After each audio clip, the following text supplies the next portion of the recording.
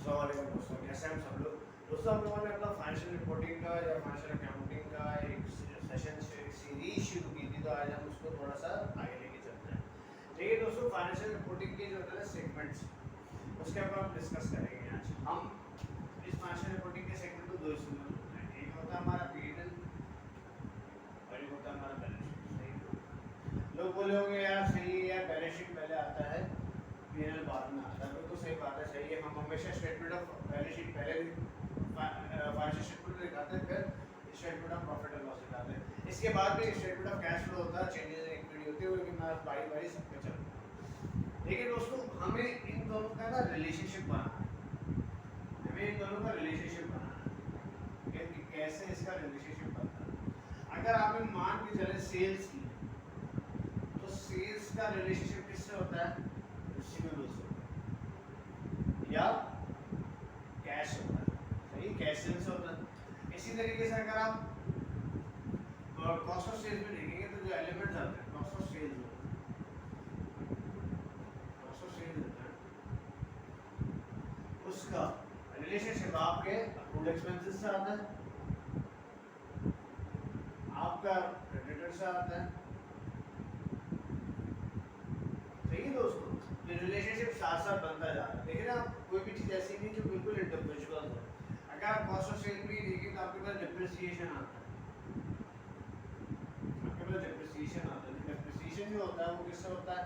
आपके non fix asset से होता है, आपके फिक्स एसेट से होता है। अगर आपके पास एमोर्टाइजेशन है,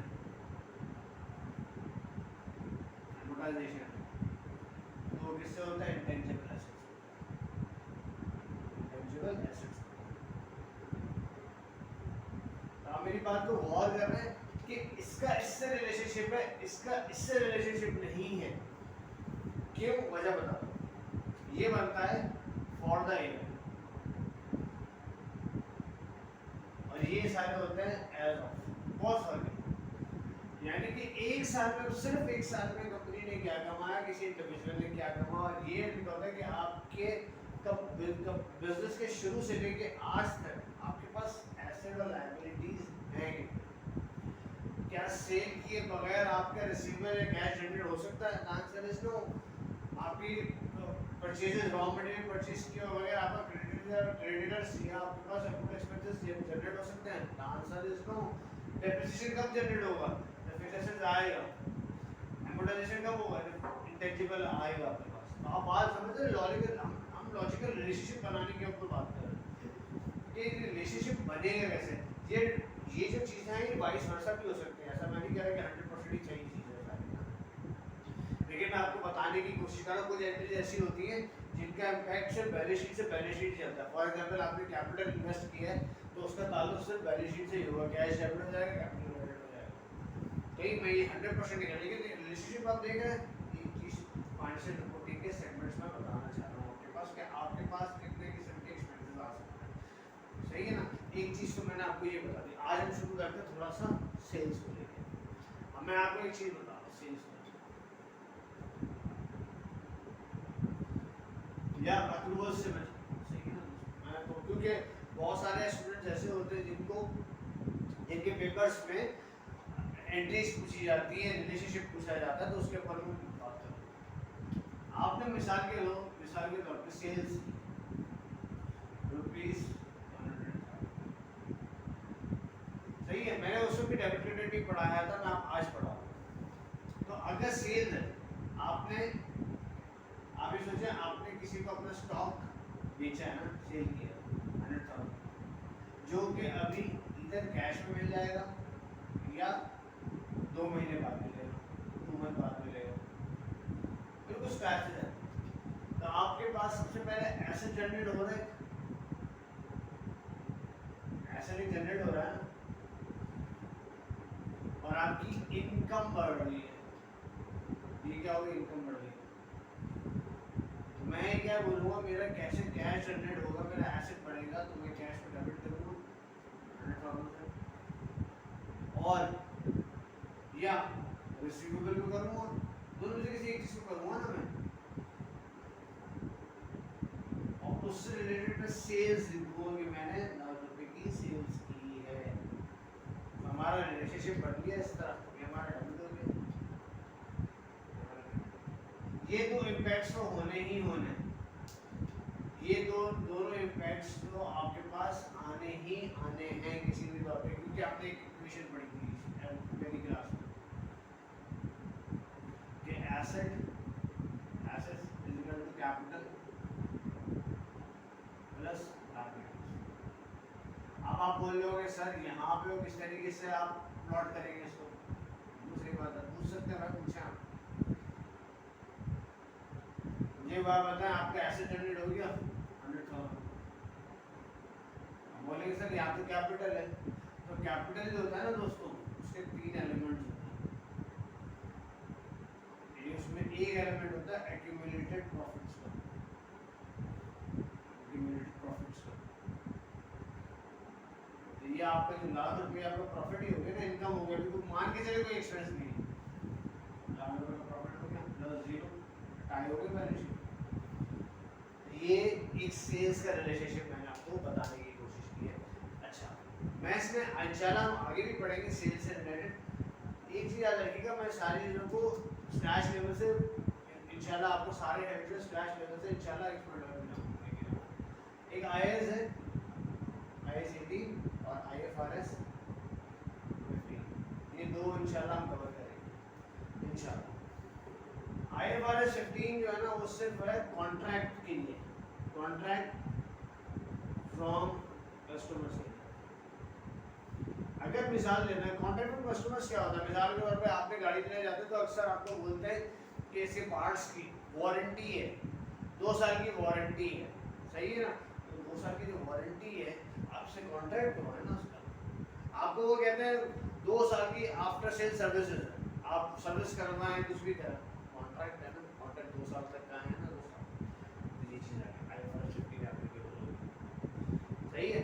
और जहाँ पे नॉर्मल सेल है वो आईएएस 18 में चले जाता है। तो अगर आपको ये चीज़ थोड़ी सी समझ में आने, मैं इसको लेके से चलना चाहता कि क्लियर हो, सेल हो गए आपके पास एसेट आ गया, आपके पास सारी चीज़ें आ गई आपके पास, सही है। अब हम दूसरा जो टॉपिक है ना इससे रिलेटेड, इसी से ये हमने इसकी पढ़ी, सबसे इम्पोर्टेंट है, अक्सर आपके एग्जाम्स में या प्रैक्टिकल लाइफ में भी आपको होगा, वो मैं आपको लिखने जा रहा हूँ।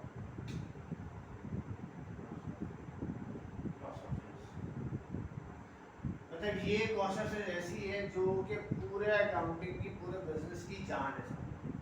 कॉस्ट ऑफ सेल्स में आपके पास ओपनिंग बैलेंस होता है, मैं शुरू से चलता हूँ, सही है। कॉस्ट ऑफ सेल्स सबसे पहले क्या होता है, आप लोग 3 चीज़ें लगाते हो, रॉ मटेरियल,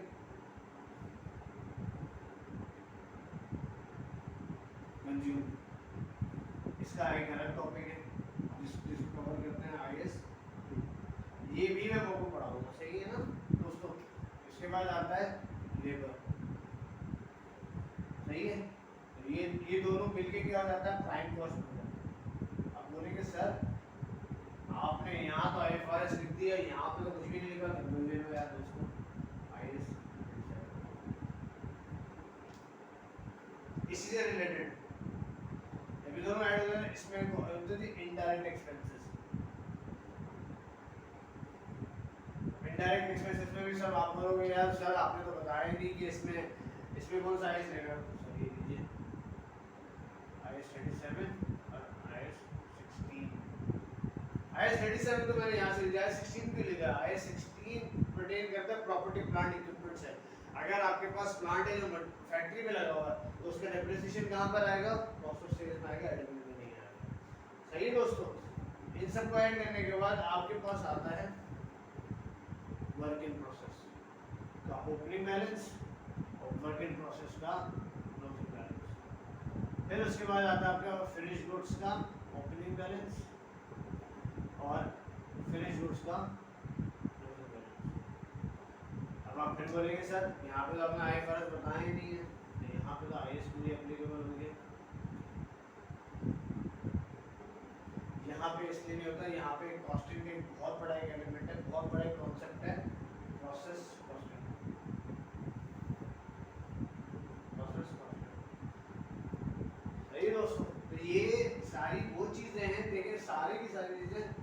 IFRS से इंटर रिलेटेड है, ऐसा कुछ नहीं है कि नहीं है।